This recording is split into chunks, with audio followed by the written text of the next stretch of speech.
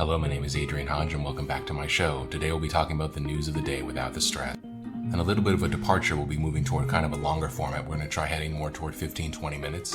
I very much appreciate the feedback I've been given. I'm looking for more in terms of this, if this works better, or you want me to go even longer, or heading more toward the 10-minute mark. So either way, I'll appreciate it. Today we'll be talking about the election in 2024. It's a bit of a contentious topic, but I think we're going to get through it just fine. Before we get started, I think it's important to note something. I'm not going to be someone who ever tells you how to vote or who to vote for, or if you're a good or bad person for supporting this candidate or this issue, or not supporting this candidate or that issue. I think being a good or bad person is how you treat people in everyday life, not who you support in politics. I think if more people remembered that, we'd be doing a lot better as a country. With that out of the way, let's talk about the election for this year.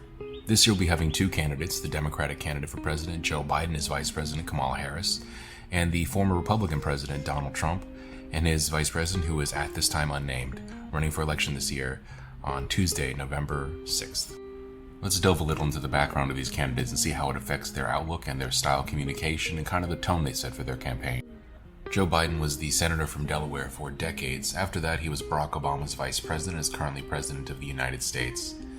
He's very much a man of the institutions, of the establishment, and, whether or not you think that's good or bad, that's kind of his background and where he's coming from. He's been around for a very, very long time. He's passed a lot of legislation. He has a very storied career in the Senate. Donald Trump, on the other hand, came up through the New York City real estate scene. He also owns several casinos, resorts, golf courses, things like that. And for the younger generation, he's most well known for the TV show Celebrity Apprentice, and for being quite famous and kind of in the tabloids, things like that, for most of his life. This communicates heavily to a large shift in tone and styles of communication between the two of them. Joe Biden is more of sort of a retail, folksy politician. He's very friendly with sort of a lot of news outlets. He's known those people for a very long time. And Donald Trump is the exact opposite. He's often adversarial with the media. He tends to say or do something very controversial in order to sort of captivate eyeballs and to draw attention to him and what he's doing. So they both try to use the media just in different ways. The Joe Biden relying on his connections and being on fairly good terms with the media, and Donald Trump trying more to force the narrative or the focus for that moment toward himself or toward his causes. Both can be combative, and it really comes down to, more preference. If you prefer someone who spoke more of the sort of institutions of the consensus in Washington, D.C., then you might be leaning more towards Joe Biden. And if you're leaning more towards Donald Trump, you probably lean more towards saying something that needs to be said, even if it is said in a very negative way, or a way that is offensive or disruptive. And again, that's purely down to a matter of taste or style. There's no really right or wrong answer there, because different issues require different approaches. And without debate and discussion, we're really probably not going to resolve any of our issues. This difference in perception of them as insiders and outsiders, both the way they perceive themselves and the way other people view them, goes to their viewpoint and their view of the world, and has heavily dripped into their respective administrations in terms of staffing, policy, and things of that nature. For example, President Biden will often choose people with a long institutional pedigree, a long history of public service, like Anthony Blinken, whereas Trump will choose more unorthodox, non-traditional candidates with a background in business or something like that. When it comes down to cabinet members and sort of things that more impact our lives and the direction of our country, it really comes down to whether you prefer people who are more used to working within the institutions, with the institutions, who are more familiar with the Washington consensus, which are the things which the leaders of both parties, not necessarily the members, but the leaders of both parties tend to agree on, or whether you want someone who has more new ideas, who is willing to challenge that consensus, even if it means that they don't necessarily know how to work with those institutions or even how to communicate with them. Before we move on to the big issues affecting this election, let's take a moment to talk about the vice presidential candidates. Kamala Harris is Joe Biden's vice president. She was the junior senator from California, and before that, she was a pretty tough on crime attorney general. Unfortunately, we don't really have anyone to compare her to just yet, as Donald Trump has not chosen his vice president. The rumors sort of around the Beltway war, he was going to pick someone like Kristi Noem, who is a governor, or someone like Elise Stefanik, who I believe is a legislator. Now that we discussed the candidates, let's talk about the issues facing us as a nation this year. The biggest issues for American voters this year are the economy, inflation, housing, immigration, and the two foreign wars overseas. We'll also touch on polarization a little bit toward the end of this, and the effects it could have on the election.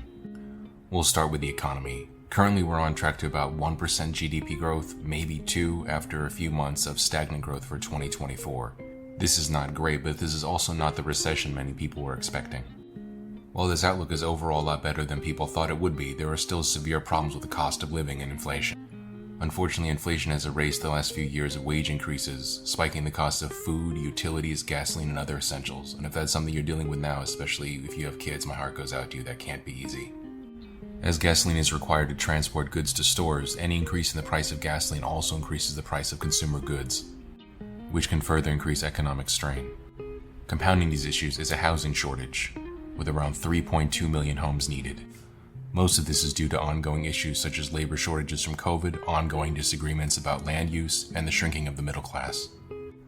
I know that some of this can seem pretty rough, but I firmly believe things will get better. Now let's move on to the candidates and their positions on these issues. The Biden administration seems to favor more direct intervention in the economy, using stimulus spending and trying to stimulate demand. This can really help people who are struggling to make it through, but it can create long-term problems as too much money chases too few goods, creating inflation. Conversely, there's not really a lot known about what Donald Trump's plans would be. When he was president, he generally pursued more supply-side economics, deregulation, and tax cuts, things of that nature. This may spur production despite ongoing labor shortages. Neither candidate nor their administrations have introduced any novel or new plans, so it's going to be fairly standard what you would see from a Democratic or a Republican president. Either way, action is needed as the cost of staples like milk and eggs continues to increase, even in areas where they have a low cost of living. It seems to be climbing over $5 and heading more towards $6 or $7 or even $8. That's not sustainable for most people, who may be living paycheck to paycheck. It may not look great now, but we should be able to get out of this slump without a recession, and then things will get much better. Now let's move on to what may be the most contentious topic, and what may very well decide the outcome of this election: immigration. We are currently experiencing unprecedented levels of immigration, beyond really what any country could absorb. There seems to be an emerging bipartisan consensus that the levels we are currently experiencing are just too much by any measure. It takes years, if not decades, for the federal government to sort of spin up adequate resources and personnel generally, and we're nowhere near that. It's pretty widely acknowledged that it's a problem now and it's not going away. Currently, there are around 8 million people backlogged with their immigration status undecided. Of those, 2 million are likely to be deported or have pending criminal charges. This is according to Axios and other mainstream journalism outlets. The number of migrants crossing the border each year is in the millions, and most of these crossings are unlawful. While this has, to some degree, alleviated the labor shortage, it also creates strong downward pressures on wages for people who are working class or lower middle class. It also further exacerbates problems with housing, as there are too many people looking for too few homes. Here we can see some of the starkest differences between the candidates. The Biden administration favors more unrestricted immigration policy, and the Trump administration, and Donald Trump specifically, were famous for favoring a border wall and more restrictive immigration policy. The Biden administration favors a less restrictive immigration policy and is likely to continue to stay the course, although there have been some recent events pointing toward a compromise. Though this path currently lacks bipartisan buy-in, Donald Trump was famous, and his administration as well, for favoring a more hardline and restrictive immigration policy, repeatedly trying to construct a border wall on the southern border. If re-elected, his administration is likely to pursue a similar path. Both paths are valid, and it just comes down to what people value within themselves, their families, and their communities. Let's move on now to foreign policy. There are currently 2 wars ongoing, the one in Ukraine and the one in Gaza. The war in Ukraine seems to be largely a frozen conflict, with neither side able to gain a decisive advantage. Ukraine, however, is heavily dependent on Western aid in terms of both arms and money to keep their economy going. This has caused friction among the American populace, as many people see their own neighborhoods and cities being neglected while tens of billions of dollars are sent overseas. The Biden administration was and continues to be heavily internationalist, seeking consensus building among international partners and unlikely to make any rash decisions. Their policy is an open-ended support for Ukraine, both financially and militarily, until the conflict is resolved. Conversely, the Trump administration had a much warmer relationship with Russia, and they are likely to push for a negotiated settlement as soon as possible, even if that settlement is seen as favoring Russia or sort of letting them off the hook for invading Ukraine. The casualties on both sides have been horrendous, with hundreds of thousands of Russians and Ukrainians either injured or killed. And so there is no perfect answer here, whether to stay the course or to sue for any peace which may be available. I wish we had happier news and we can move on to something a little brighter, but for now we'll be moving on to the war in the Middle East, the war in Gaza. The issue of Israel and Palestine is quite complex, and I'll be discussing at length in a future video to give it more context. But for now, let's have an overview of what's happening as it relates to the election this year for us in our country. There remains over 100 hostages, including some American citizens, being held captive by Hamas after that group's terrorist attack into Israel. Major Israeli combat operations in Gaza have been winding down with the departure of the American aircraft carrier group. The conflict itself seems to be winding down and should likely be over by summer this year. There is not much daylight between the two candidates here, both are staunch supporters of Israel. The conflict, God willing, may also be concluded by the time the election takes place. Moving forward, the Biden administration is most likely to continue to focus on Western partners, particularly in Europe and Canada, to try to push through a two-state solution in the Middle East. Conversely, Donald Trump was more interested in moving forward with the Abraham Accords, a series of treaties normalizing Israel's relationships with their Gulf neighbors, the largest and strongest of which and wealthiest is Saudi Arabia. The prospect of normalizing relationships between Saudi Arabia and Israel was one of the driving factors in Hamas's terrorist attack against Israel, as Hamas is backed by Iran, and Israel is backed by the United States. Here we do find some policy differences, with the Biden administration being more likely to pursue the Iran nuclear deal, and Donald Trump more likely to pursue pressure tactics using sanctions and other means. There was also a fairly wide gulf between both Joe Biden and Donald Trump's approach with their relationship with the Saudis. This is due to the Biden administration's perception of the leader of Saudi Arabia, Crown Prince Mohammed bin Salman's alleged murder of journalist Jamal Khashoggi. Conversely, Donald Trump had a very warm relationship with the Saudis due to extensive arms sales and support for their war in Yemen. This will likely have an impact on the status of journalists worldwide, as well as gas prices and social harmony within the United States. I know all this can seem a bit depressing, but it's never as bad as it looks. There is no chance for World War III coming out of the Middle East. That war is already winding down, and there is no, and was no appetite for a broader conflict.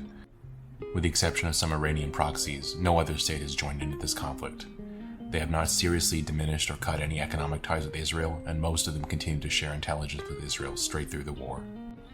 Despite constant saber-rattling, there has been no change in Russia's strategic position in terms of their nuclear forces or things of that nature with regards to Europe.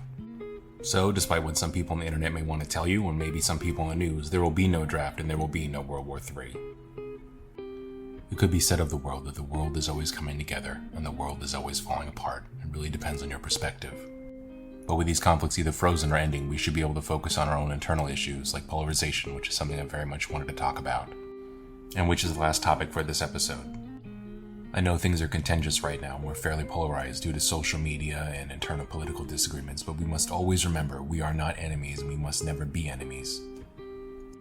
The issues of the day will be resolved, and in 4 years, both of these men will be gone from public life, both Joe Biden and Donald Trump. Your relationship with your family, with your friends, with your community, and with your fellow Americans will remain long after these issues are gone, and long after both of these men have exited public life. Though the gulf between politics and governance can appear wide, that does not mean politics is not important. But that does not mean we should allow politics to become central to our identity. To paraphrase the immortal words of Chris Rock, no one is 100% anything, left or right, and we should always remember to be people first, to let things swirl around in our heads before making a decision. Though we seem pretty divided now, we always come back together again for a better, safer, and brighter tomorrow. That's been our history, although it's been pretty difficult too. I think if we remember to treat each other with grace and be open-minded, we would be a lot closer to that day than we are now. But I have no doubt we'll get there. There is one last matter I think we should discuss. I thought it would be remiss if I did not bring it up.